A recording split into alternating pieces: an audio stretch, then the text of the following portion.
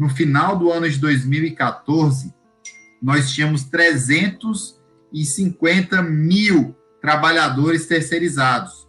E hoje, nós temos simplesmente em torno de 100 mil trabalhadores terceirizados. Então, foram 250 mil trabalhadores terceirizados demitidos da Petrobras nos últimos 5 anos. Então, o reflexo daquela... Começou com a crise do petróleo, que, de fato, você tinha um barril de petróleo aí a 120, 130 dólares, você tinha um patamar diferente da indústria do petróleo.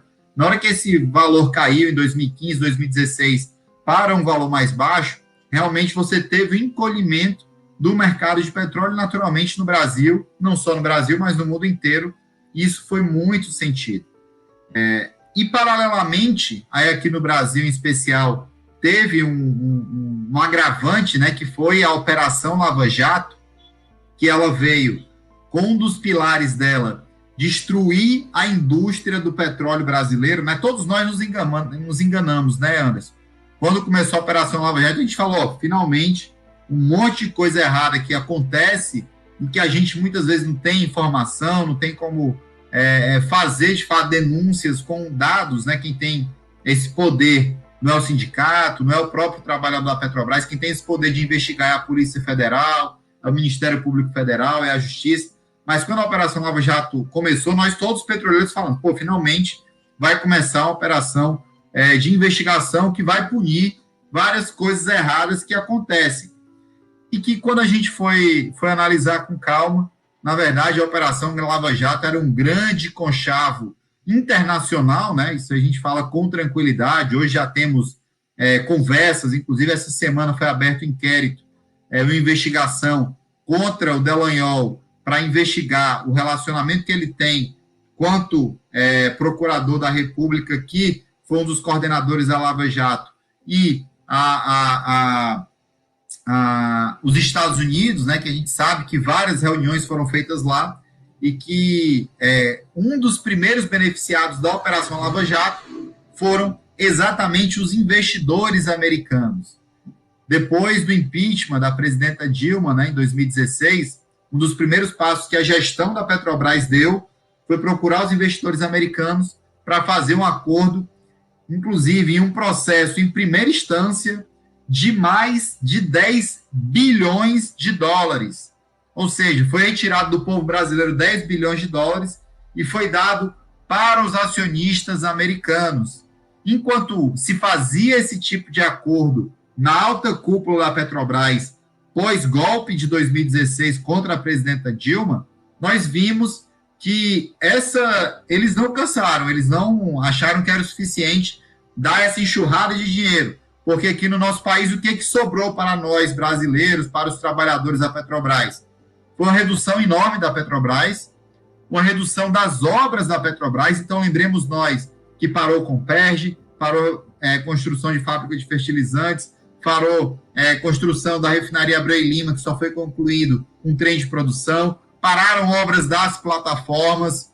Isso tudo é reflexo da Operação Lava Jato e outros reflexos outra parte reflexo do aspecto político, econômico do país. E por que a gente fala que a Operação Lava Jato foi essa grande responsável, né? Depois da eleição de 2014, que a Aécio Neves perdeu a eleição, eles tinham que arranjar uma forma de quebrar o país, ainda mais diante das dificuldades que estavam passando naquele momento econômicos, mas agravaram ainda mais a crise econômica do país com a Operação Lava Jato. E como que eles fizeram isso? Eles simplesmente, Anderson, eles bloquearam as empresas que estavam construindo no nosso país, ou seja, Odebrecht, UTC, Camargo Correia, as grandes empreiteiras do país, que estavam sim envolvidas em corrupção. Elas foram, ao invés de ter sido feito acordos de leniência, que aí o que o acordo de leniência faria? Ele prenderia os bandidos que roubaram, prenderia quem cometeu corrupção, devolveria o dinheiro que foi desviado após o final das investigações e, ao invés disso, o que aconteceu no nosso país foi um grande acordo da Operação Lava Jato com delações premiadas. Essas delações premiadas, elas beneficiam exclusivamente os ladrões que roubaram a nossa empresa e o nosso país. Em contrapartida, não foi feito nenhuma, nesse período não foi feito nenhuma acordo de leniência que garantiria o funcionamento da Petrobras, o funcionamento das empresas que estavam ali construindo plataformas, navios, sondas, e que no momento seguinte também garantiria os empregos dos trabalhadores que trabalhavam naquelas empresas. Então, com isso, nós atrasamos a entrega de plataformas no nosso país, nós tivemos uma perda enorme de grandes obras no nosso país. Então, esse passo que foi dado da Operação Lava Jato, que aí foram mais de 300 delações premiadas que só beneficiaram os bandidos que roubaram o nosso país, nós tivemos, eu acho que um ou duas acordos de leniência, ou seja, as empresas brasileiras foram bloqueadas, quebradas e os seus trabalhadores demitidos. Então, esses 250 mil trabalhadores que perderam postos de trabalho terceirizados da Petrobras não foi por acaso. Grande parte desses trabalhadores foi reflexo da Operação Lava Jato. E essa grande outra parte, ela foi exatamente oriunda daqueles trabalhadores que estavam, que trabalhavam ali no mercado de petróleo, mas que com a redução da Petrobras, como eu disse, com a redução dos investimentos da Petrobras e agora com o governo Bolsonaro, um acirramento ainda maior das privatizações, esse desemprego ele é facilmente justificado.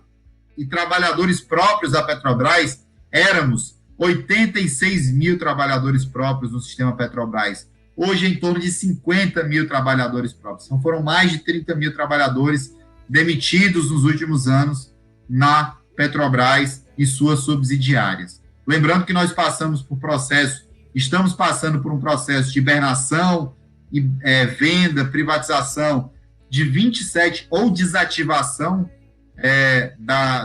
de plataformas aqui no nosso país, na nossa região. Então, são 27 plataformas que eram da Petrobras e que funcionavam e operavam aqui na Bacia de Campos e que agora estão sendo paralisadas, hibernadas ou privatizadas. Então, infelizmente, essa é a dura realidade que nos traz esses números assustadores. E na região, Anderson, foram perdidos, só nas cidades de Campos e Macaé, pelo CAGED, né? O DIEESE, que é o Departamento Intersindical de Estudos Econômicos do nosso país, né? Então, não é só aqui no Norte Fluminense, não é só no estado do Rio de Janeiro, é no Brasil inteiro. O DIEESE, que faz cálculo de cesta básica, faz vários estudos sobre os impactos econômicos para os trabalhadores. O DIEESE apontou que nós já tivemos perda de 52 mil postos de trabalho nos últimos 5 anos aqui na região do Norte Fluminense.